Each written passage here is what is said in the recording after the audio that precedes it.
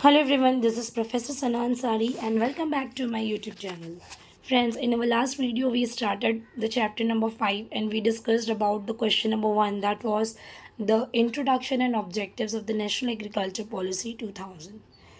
In our today's video lecture we're going to cover the features of National Agriculture Policy 2000. If you want to watch that first video too, so I'm going to share the link in my description box, and also I'm going to share the TYBcom playlist in my description box so you can watch from there. So let's start, friend. Here it is the introduction part, and if you are watching the video first time, so you can keep this introduction part with you. The introduction part carries that the government of India has announced this policy in the year of 2000 July 28 to reduce or to remove the barriers faced by the agriculturist and the agriculture worker and farmers, because these barriers and the difficulties should be removed and reduced, because it includes the ineffective soil management, ineffective irrigation facilities, inefficient input and output machineries, and also we can say the ineffective fertilizers and pesticides. These are the some types of barriers which are faced by the agriculturist and the farmers workers. So to reduce all these things, the government has taken this initiative, because ultimately these aims and initiatives will help us to achieve a higher growth. So just read this introduction. I have made it very in a very easy way, so you can write this introduction into your answer. Okay, so now let's proceed. The very first point is private participation. First we have to learn that what is private participation. Just want to give you one example. For example, one farmer is there and one private company is there. The both can do work together. For example, अगर एक किसान है, एक farmer है, and he has efficient knowledge about how to do agriculture and cultivation activity. So, and private firms just have their money, their skills, their knowledges. So again, दोनों भी मिलकर एक अलग तरीके से इन्वेस्टमेंट करके प्रोडक्शन कर सकते हैं, which is called private participation. ठीक है. सो प्राइवेट पार्टिसिपेशन को प्रमोट करना ये मेन फीचर था आपके एग्रीकल्चर का, जिसमें हम लोग इसे और क्या कहते हैं, कॉन्ट्रैक्ट फार्मिंग. कॉन्ट्रैक्ट फार्मिंग का मतलब ये होता है when private enterprises will also do interference into the agriculture sector. So contract farming वाला या लीजिंग अरेंजमेंट्स क्या होता था, जैसे कि अगर लैंड लीज पे भी दिया जाता था, खेती बाड़ी करने के लिए दिया जा रहा है, टेक्नोलॉजी ट्रांसफ़र की जा रही है from the developed countries to the developing countries. Okay, जैसे कैपिटल इनफ्लो होगा, आउटफ्लो होगा, क्रॉप प्रोडक्शन पे फोकस किया जा रहा है, लाइक जो ऑयल सीड्स होते हैं, कॉटन सीड्स होते हैं, हॉर्टिकल्चर को भी प्रमोट करने की कोशिश की जा रही है वाया प्राइवेट पार्टिसिपेशन. हॉर्टिकल्चर्स क्या होता है, तो आपको मैं बता दूं. फॉर एग्जांपल, फ्रूट्स वेजिटेबल्स का कल्टीवेशन करना. ओके, सो प्राइवेट पार्टिसिपेशन ये सबसे पहला फीचर है, because it has a wide range now अडेज. Okay, so big business firms including multinational companies are also doing participation in all these activities, because ultimately they are also coming into the contract farming. जो है contract farming करते हैं. सो contract farming में कैसे क्या होता है कि किसान होते हैं, जो फार्मर्स होते हैं, उनके साथ जो प्राइवेट एंटरप्राइजेस मिलकर एग्रीकल्चर सेक्टर को प्रमोट करती है. जैसे प्राइवेट पार्टिसिपेशन क्या कर सकता है, या तो पैसा लगा सकता है किसानों की खेती बाड़ी सेक्टर के लिए, या फिर जो अपनी बड़ी सी एक लैंड को दे सकता है. जैसे ग्रीन लैंड का मैंने इससे पहले लेक्चर में आप लोगों को पढ़ाया था कि जो आपका इंटरनेशनल एयरपोर्ट है नवी मुंबई में, ठीक है, तो वो क्या है, वो पूरा आपका ग्रीन लैंड इन्वेस्टमेंट का ही पार्ट है. मतलब खेती बाड़ी की जगह पे उतना बड़ा सा ये क्या किया गया है, फॉर एग्जांपल खेती बाड़ी नहीं, फॉरेस्ट एरियाज़ में.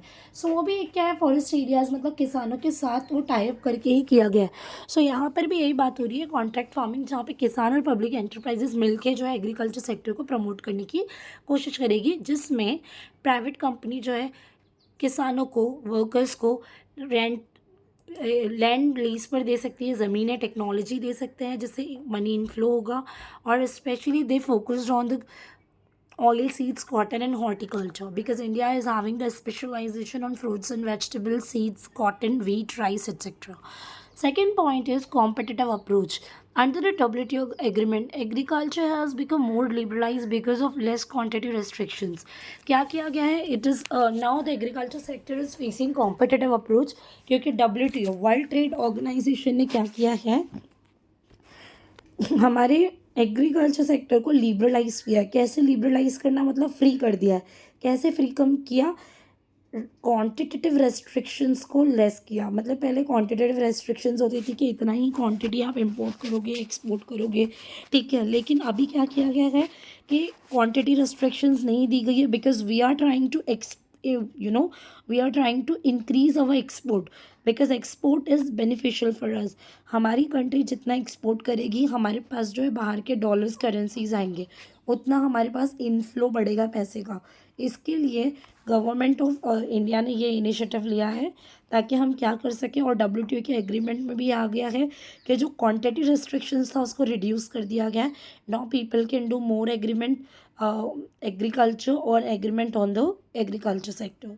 Okay, next is efficiency in agriculture. Friend, I can understand that there is my voice problem, तो थोड़ा सा सुनने में शायद आप लोगों को प्रॉब्लम होगा, but I am just making this video on the basis of my viewers demand, so please do cooperate, please. Okay, now third point is efficiency in agriculture. Efficiency is nothing but the result and output what we want. So always government wants to increase the agriculture result. Okay, and farmers are also depends on the agriculture support, for example subsidies and concession, etc., because it will help farmers to do more and it will increase among the farmers competitive spirit. Okay, next is tax reforms. Changes in tax structure would be introduced by reviewing. देखो, tax structure में changes करना बहुत ज़्यादा ज़रूरी है, ठीक है, क्योंकि जो भी एक्साइज ड्यूटीज़ वगैरह लगता था पहले रॉ मटेरियल्स पे, मशीनरीज पे, है ना, और जो फर्टिलाइजर्स होते हैं इन सब पे जो है पहले एक्साइज ड्यूटी या अदर ड्यूटीज़ वगैरह लगता था, जैसे हम लोग टैरिफ वगैरह कहते हैं जो इम्पोर्ट एंड एक्सपोर्ट पे लगता है। सो स्पेशली यहाँ पर जो है टैक्स रिफॉर्म्स, मतलब टैक्सेस के बेसिस पे चेंजेस करना बहुत ज़रूरी था, जिसके लिए कि फॉर एग्जांपल अभी जो GST 30 जून से स्टार्ट हुआ है वो थोड़ा सा लोगों का ऐसा है कि it should be expected to be favourable to the farmers, ठीक है, जो 30 जून से बनाया गया है, ठीक है। नेक्स्ट पढ़ते हैं, मतलब टैक्स में रिफॉर्म्स लाना मतलब चेंजेस लाना किन चीज़ों को देख के, जो एक्साइज ड्यूटी लगती है ना, जैसे कि अगर समझो हम लोगों ने कोई टेक्नोलॉजी अडॉप्ट किया फॉर आर प्रोडक्शन, इंडिया ने समझो चाइना या जर्मनी से कोई टेक्नोलॉजी लिया, सो उस पर इम्पोर्ट करने पे ड्यूटीज़ वगैरह लगती है। सो import duties on raw materials and machineries etcetera should be decreased. Now next is internal trade.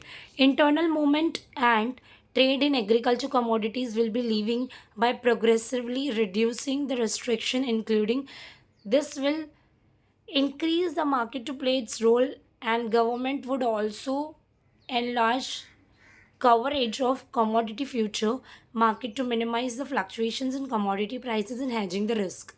देखिए यहाँ पर यह है कि इंटरनल ट्रेड क्या होता है, when we do trade within the countries in agriculture commodity, especially जो एग्रीकल्चर कमोडिटी होती है उनमें इंटरनल जो ट्रेड होता है ना उसके ऊपर फोकस किया जा रहा है यहाँ पर।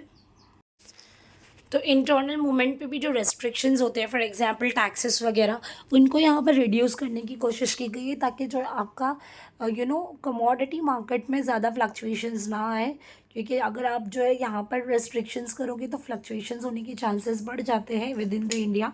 सो यहाँ पर ये किया जा रहा है कि इंटरनल ट्रेड को जो है थोड़ा सा लिबरलाइज किया गया है। लिबरलाइज इसलिए किया गया है ताकि we can easily cover up with risk and hedging. Okay, next is infrastructure facilities. Power and energy is the most important input for the progression of the economic activities as well as the agriculture activity. See, proper infrastructure facilities are very must. See, because the infrastructure include power and energy. Power and energy proper रहेगा तो क्या होगा, आपके rural areas में जो है development बहुत ज़्यादा होंगे, एग्रीकल्चर होगा, एग्रीकल्चर डेवलपमेंट होगा, सो आपका जो है इकोनॉमिक डेवलपमेंट भी होगा। ओके, फॉर एग्जांपल इसके लिए इंफ्रास्ट्रक्चर फैसिलिटीज़ के लिए यहाँ पर फोकस किया जा रहा है। For example in the rural areas electricity होना, रिसोर्स एंड एनर्जी को फिर से रिन्यू कैसे करना है, इरिगेशन फैसिलिटीज़, और क्रेडिट फैसिलिटीज़ जो किसान को दिया जाता है, जैसे कि मैं आपको बताना चाहूँगी केसीसी फैसिलिटी होती है, किसान क्रेडिट कार्ड, जिससे किसानों को जो ईज़िली एग्रीकल्चर सेक्टर के लिए जो है फंड्स मिल जाता है। फिर है national life stock breeding strategy. अब ये जो होता है ना, ये न्यू एग्रीकल्चर पॉलिसी ने एक plan बनाया to meet the requirement of milk, meats, eggs and livestock products and enhance the role of drought animals as a source of energy for farming operations. देखो लाइफ स्टॉक ब्रीडिंग स्ट्रैटेजी क्या है, मतलब यहाँ पर new agriculture policy में एक part ये आता है, एक प्लान ऐसा बनाया गया है जहाँ पर हम जो है एनिमल हस्बेंड्री करते हैं, मतलब एनिमल्स को पालते हैं जिससे, और ऐसे एनिमल्स जो जिनसे हमें मिल्क मिल सके, मीट मिल सके और एग्स मिल सके, जैसे चिकन हो गया है ना, इनसे एग मिलेगा, मीट मिलेगा, फिर इसके अलावा मिल्क के लिए जो है, ठीक है। सो ये सारी चीज़ें, और इसी के साथ साथ जो है ड्राउट एनिमल्स भी रखे जाते हैं जो आपको जो है farming operations for example loading वगैरह के लिए यूज़ होते हैं, ठीक है।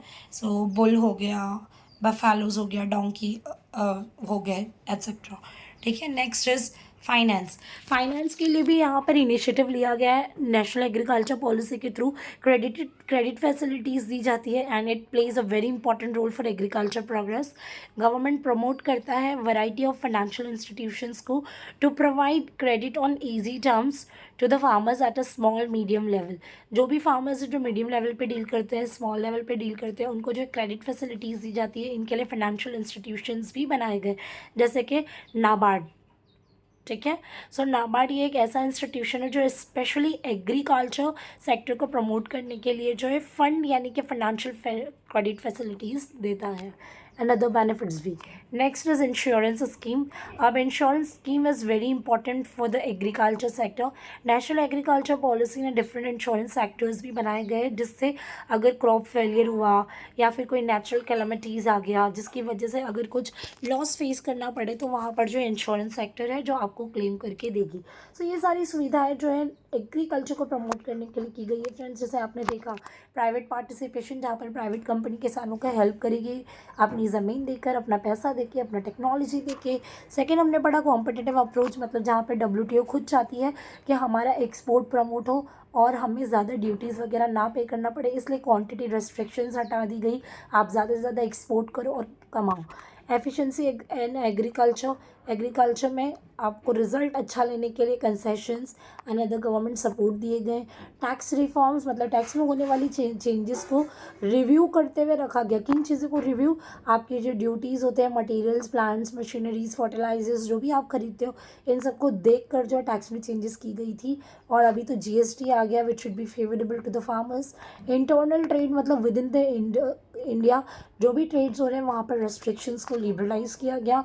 इंफ्रास्ट्रक्चर फैसिलिटीज़ प्रॉपर होनी चाहिए ताकि we can do easily agriculture sector, agriculture activity, जिसके लिए जो है गवर्नमेंट ने रूरल एरियाज़ में electricity, power, energy, irrigation facilities provide की है। अभी अभी मैंने national life stock breeding strategy आपको बताया कि इससे क्या होता है, वो एनिमल्स पाले जाते हैं, एनिमल हस्बेंड्री की जाती है which they provide us to milk, meats and eggs etcetera. Finance यानी कि क्रेडिट फैसिलिटीज़, इंश्योरेंस स्कीम्स, मतलब लॉस एंड अनसर्टेनिटी से सेव होने के लिए। सो मैंने जस्ट एक क्विक रिविजन कराया and rest of the 2 pointers are the meaning. So now let's start transformation the Indian agriculture को ट्रांसफॉर्म करने के लिए, because in our last days, in our previous days we use to go with the traditional approaches. So now the modern approaches has come into the picture, like modern and dynamic and productive agriculture transformations लाया गया, जैसे कि अभी मैंने बताया private participation. सो ये एक modern concept है, ठीक है। इसके अलावा है next, that is rural development. Rural development include the development of tiny cottage and small scale industries in the rural side would reduce the seasonal and discussed unemployment. क्या किया गया रूरल डेवलपमेंट के लिए? एक फोकस किया गया कि rural areas में भी छोटी मोटी जो है क्या होनी चाहिए, इंडस्ट्रीज़ होना चाहिए, जिससे क्या होगा, सीजनल जो अनएम्प्लॉयमेंट होती है ना, फॉर एग्जांपल खेती बाड़ी वाले जो किसान हैं, अगर समझिए वो अगर फॉर एग्ज़ाम्पल कोई ऐसे स्पेसिफिक वेजिटेबल्स का या सीजनल वेजिटेबल्स का खेती बाड़ी करते हैं, तो सीज़न जाने के बाद वो फिर अनएम्प्लॉयड हो जाते हैं। तो ऐसे सारे अनएम्प्लॉयमेंट से बचने के लिए सेंट्रल गवर्नमेंट ने क्या किया है, स्मॉल या टाइनी कॉटेज इंडस्ट्रीज़ वगैरह को डेवलप किया है रूरल एरियाज़ में, ताकि रूरल एरियाज़ का डेवलपमेंट हो सके। सो आई होप ये वीडियो आपको समझ में आया होगा। अगर कोई डाउट एंड डिफिकल्टीज हो आप कमेंट कर सकते हैं। Bye bye, have a nice day and take care everybody.